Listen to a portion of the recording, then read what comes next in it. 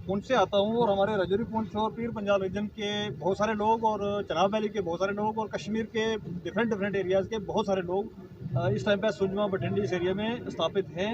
5-5 मरले 10-10 मरले ज़मीनें लेके मकान बनाए हैं उन्होंने। पहले तो इन लोगों का शुक्रिया जिन्होंने उनको उस टाइम पे, उस सख्ती का टाइम पे बसने दिया यहाँ पर लोगों को, क्योंकि वो एक दौर था। हमने अपने घर जो है वो मिलिटेंसी में जलवा दिए हुए हैं, कुछ उड़ गए हुए हैं, कुछ इस तरीके से हो गया हुआ है। और आपके साथ से मैं यहाँ से कहना चाहूँगा कि जम्मू कश्मीर के एडमिनिस्ट्रेशन को, हमारी हिंदुस्तान की गवर्नमेंट को, कि सबसे अगर कोई बड़ा हिंदुस्तानी है तो वो ये लोग हैं जो माइग्रेट करके इन्होंने मिलिटेंसी को रिजेक्ट किया, इन्होंने सारी चीज़ों को रिजेक्ट करके हिंदुस्तान का झंडा उठा के आगे जम्मू में बैठे थे। ये लोग मशवरे से वहाँ से नहीं आए थे, ये इसलिए आए थे कि क्योंकि मिलिटेंटों की लिस्टें निकली थी, लिस्टें निकाल के इनको नॉमिनेट किया गया था कि लोगों को मारा जाए। तो वो लोग वहाँ से निकले, वो लोग यहाँ पर आगे बसे। और बाकी जहाँ पर जितने भी आपको इस टाइम पर जो पब्लिक दिख रही है, ये सारे के सारे वो लोग हैं जो लोग 100 साल से यहाँ पर रह रहे हैं। 1947 से पहले के लोग यहाँ पर रह रहे हैं। इन लोगों की सिर्फ एक गलती है, क्योंकि अनपढ़ता के कारण, गुर्बत के कारण 1953 के अंदर जब शेख साहब ने इसको किया था तो उस टाइम पर लोगों को रेगुलाइज कराना था। लेकिन आज तक भी इन लोगों को अगर किसी बुजुर्ग से हम पूछेंगे तो वो आज भी स्टेट लैंड को कहता है मेरी मालकी ज़मीन है। तो वो हमारे एक अनपढ़ता के कारण से, गुर्बत के कारण से नहीं करवा पाए। और उस गलती की सज़ा ये नहीं हो सकती आज के यहाँ पर कम से कम बठिंडी, चिवादी, सुजमा इस एरिया के अंदर कम से कम 5 लाख लोगों की पॉपुलेशन है इस टाइम पर। इन 5 लाख लोगों को घर से बेघर कर दे सरकार, सिर्फ एक गलती की वजह से कि वो जानते नहीं थे इस काम को।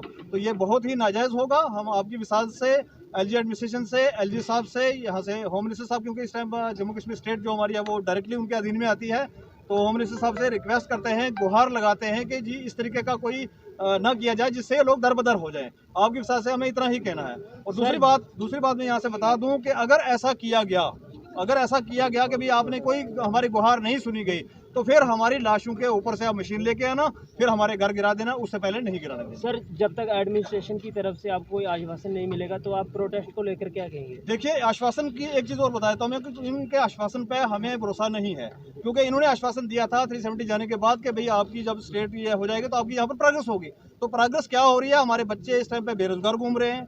जो मुलाजमीन हैं वो 40 से ज़्यादा डिपार्टमेंट स्ट्राइक में बैठे हुए हैं। उनका क्या हशर हो रहा है आप डेली रोजाना देख रहे हैं, मीडिया पर्सन जितने भी कवर करते हैं उनको जाके।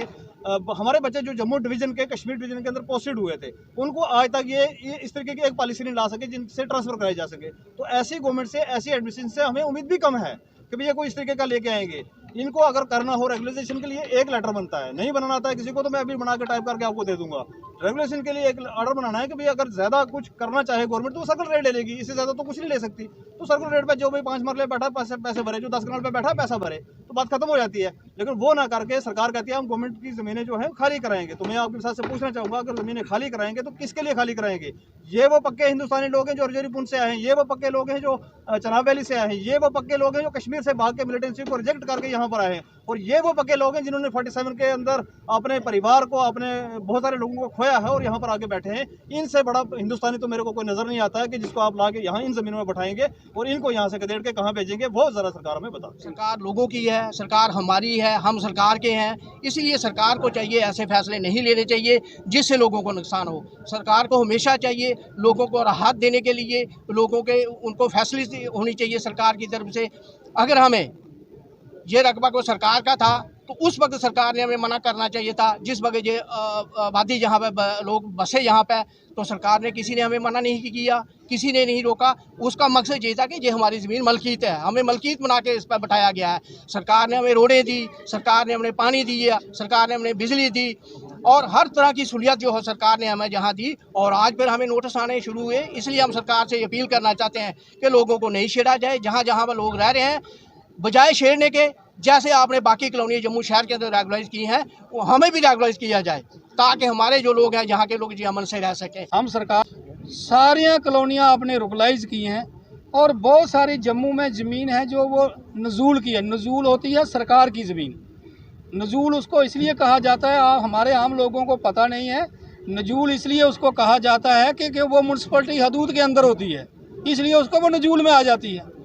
तो आज ये हमारी जो ज़मीन है ये भी नजूल के अंदर है, क्योंकि यहाँ भी म्यूनसिपल कॉरपोरेशन का कारपोरेटर है। अगर सरकार ने यहाँ म्यूनसिपल इलेक्शन करवाई है, पंचायती इलेक्शनें करवा रही है, हमें रोड दी है, बिजली दिया है, पानी दिया है, हर चीज़ सरकार ने हमें दी है, तो फिर हम आज आप सरकार हमें कहेगी या हम आपके मकान तोड़ देंगे जी आप यहाँ से निकल जाओ, तो ये तो कोई अच्छी बात है नहीं है। तो हम सरकार से, हमारे प्राइम मिनिस्टर जनाब नरेंद्र भाई मोदी जी, हमारे जो अमित शाह जी हैं, गृह मंत्रालय उनके पास है, उनके अंडर हमारी जम्मू कश्मीर ड्यूटी उनकी देख रेख में चल रही है।